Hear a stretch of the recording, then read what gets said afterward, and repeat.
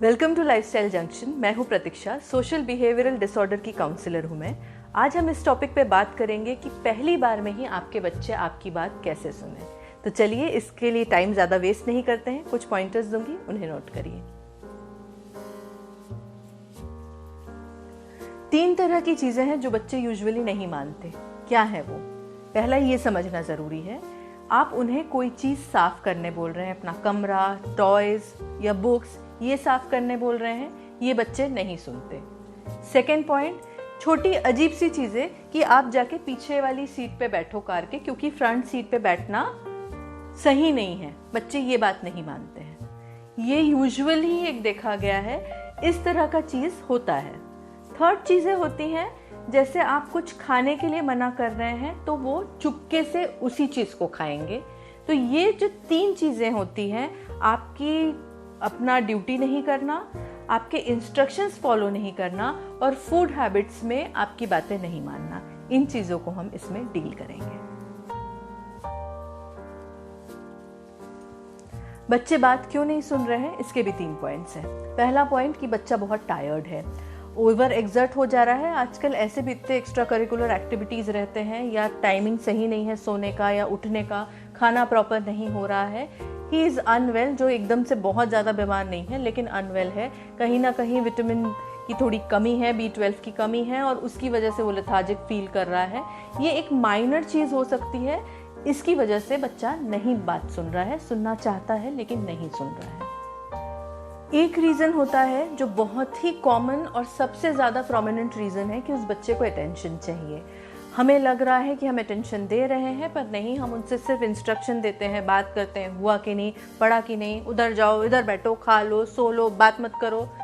इस तरह के सिर्फ हम इंस्ट्रक्शन पे चलते हैं, तो वो बच्चा अटेंशन लेने के लिए बातें नहीं सुनता है। उसे लगता है जब मैं बात नहीं सुन रहा हूँ तब हमारे पेरेंट्स जो हैं, मम्मी पापा थोड़ा ज़्यादा ध्यान देते हैं, अदरवाइज़ उनको तो फुर्सत ही नहीं अपने काम से, मोबाइल से, फ्रेंड्स से या अपने रेगुलर वर्क से। ये एक रीज़न हो सकता है कि बच्चे बात नहीं सुन रहे हैं। वो सुनना चाहते हैं लेकिन अटेंशन की कमी है, उस पर ध्यान दीजिए। थर्ड पॉइंट जो है ये बहुत ही अनएक्सपेक्टेड है, क्योंकि हम भूल जाते हैं कि हम कभी बच्चे थे।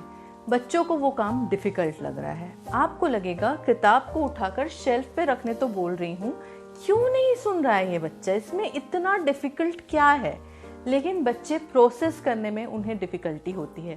उनका जो ब्रेन होता है वो जिस तरह से काम कर रहा है, हो सकता है उस वक्त वो बैठकर स्पाइडरमैन के बारे में सोच रहा है, हो सकता है साथ में वो ये सोच रहा है कि लंच पे जो आइसक्रीम मैंने खाया उसमें कितना मज़ा आया, या फिर कल टिफ़िन लेकर जाऊंगा और वो बच्चे के साथ मेरी फिर से लड़ाई होगी, वो क्या हो रहा है। इस तरह की 4-5 चीज़ें बच्चों के दिमाग में ऑलरेडी चलता रहता है। मल्टीपल थिएटर्स, मल्टीपल स्क्रीन चलते हैं बच्चों के दिमाग में। उस वक्त जब आपने इंस्ट्रक्शन दिया आउट ऑफ नोवेयर, वो उसे ग्रैस्प करके उसे इम्प्लीमेंट करने में उसे दिक्कत होती है, स्पेशली जब बच्चे छोटे हैं। तब आपको ये समझना है कि बच्चे को वो काम डिफ़िकल्ट लग रहा है। इसलिए मैंने जो आपको कहा कि आप उसे साथ ले जाकर उसे करके दिखाइए। 2-3 बार करेंगे तो वो बच्चा हैबिचुअल हो जाएगा और फिर उसे वो काम डिफ़िकल्ट नहीं लगेगा।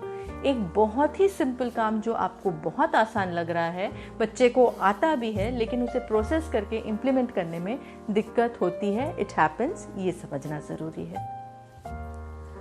सबसे पहली पॉइंट, जब आप कहीं जा रहे हैं या आपने इंस्ट्रक्शन दिया है अपने बच्चे को और वो फॉलो नहीं करता है, हाँ बोल दे रहा है वो बच्चा लेकिन वो फॉलो नहीं कर रहा है, नहीं बोल दे रहा है, तब तो ये एक बहुत बड़ा पॉइंट है कि उसे डील करने का बिल्कुल तरीका ही अलग है। कि आपने कहा कि ये टॉय उठाकर वहाँ रखो और उसने कहा नहीं, मैं नहीं तो नहीं रखूँगा, वो तो अलग ही एक डिस्कशन का पॉइंट है, उसे कभी और मैं डील करूँगी। लेकिन अगर बच्चा हाँ कह रहा है और नहीं कर रहा है, तब क्या करें?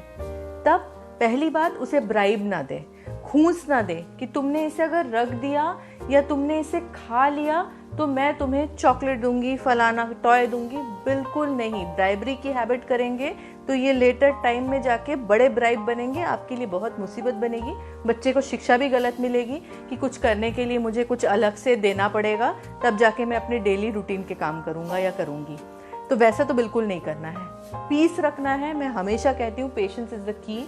आपको उस वक्त अपना पेशेंस नहीं लूज करना है, लेकिन उस वक्त करना क्या है, बिल्कुल स्वीटली बच्चे का हाथ पकड़कर, समझ लीजिए आपने कहा ये स्कूल बैग को उठाकर जगह पर रख दो, उसने कहा हाँ और नहीं किया, आप फिर चुपचाप जाएंगे बच्चे के साथ में, बोलेंगे चलो बेटा उठाते हैं इसे, उठाएंगे, बच्चा ही उठाएगा लेकिन आप साथ में हाथ पकड़ के जाएंगे और जो कैबिनेट है वहाँ पे, जो डेस्टाइन्ड प्लेस है वहाँ पे उसे रख देंगे। लेकिन डांटेंगे नहीं, एहसान नहीं दिखाएंगे कि देखो मुझे ये टाइम निकाल के ये करना पड़ा तुम्हारे साथ। आप वहाँ पे रखेंगे और बिल्कुल मुस्कुराते हुए अच्छे से कामली, जैसे आप हेल्प कर रहे हैं वैसे पूछेंगे, आपको समझ में आया ना बेटा, यहाँ पे रखना था, अगली बार से यहीं रखना है। 2 से 3 बार ये करने की ज़रूरत होती है, उसके बाद बच्चे अपने आप वो काम वैसा ही करेंगे, आपको चिल्लाना नहीं पड़ेगा, आप एक बार कहेंगे और बच्चा उठाकर रख देगा, ये गारंटीड है। ये सारी चीज़ें, ये सारे पॉइंट्स आप जब इम्प्लीमेंट करें तो आपको खुद कुछ चीज़ों का ध्यान रखना पड़ेगा। सबसे पहला पॉइंट, आपको ध्यान रखना पड़ेगा अपने टोन का। आपका टोन हमेशा नॉर्मल रहना चाहिए। हाई पिच या बहुत लो पिच कि आप बोल रहे हैं उसे सुनाई नहीं दे रहा है, या आप इतने ज़ोर से बोल रहे हैं कि उसे डांट लग रहा है, चीख लग रहा है, तो ये गलत होगा। बिल्कुल नॉर्मल टोन में आप जैसे बात करते हैं आपको उस तरह उसे इंस्ट्रक्शन देना है।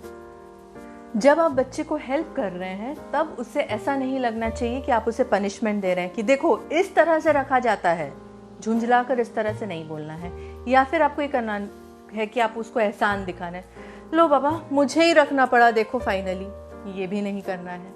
या आपको ऐसे नहीं करना पड़ेगा कि हर बार अब मैं ही रखूँ क्या, इस तरह टॉन्ट भी नहीं मारना है। नॉर्मली बच्चे को आप जेन्युइन हेल्प दे रहे हैं, इस तरह से आपको उसके साथ ट्रीट करना है, तब जाके ये जो पॉइंट है ये कामयाब होगा।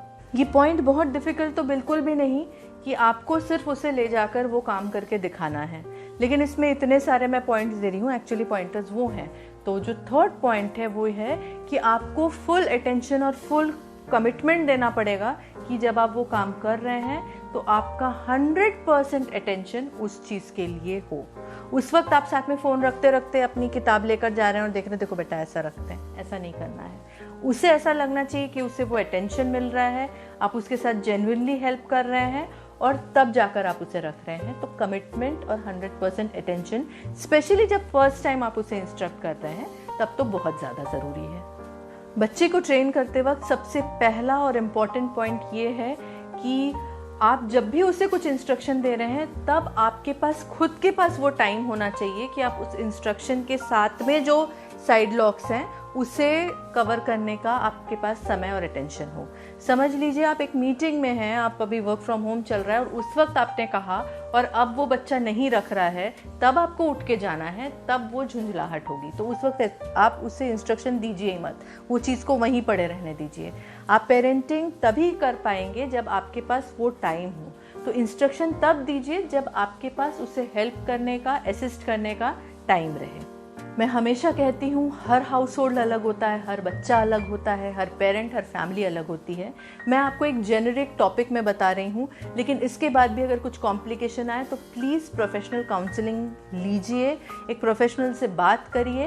और पेरेंटिंग बहुत इंपॉर्टेंट है, एक बच्चे का बेस बनाता है, उसे नेग्लेक्ट ना करें, अपना पेशेंस लूज मत करें। आई डू नो थोड़ा सा डिफ़िकल्ट हो जाता है जब आप इतना सारा चीज़ अपने हाथ से कर रहे हैं, उसके बाद बच्चे के साथ थोड़ा सा डिफ़िकल्ट होता है, लेकिन हाँ पेशेंस रखिए, ज़रूर होगा।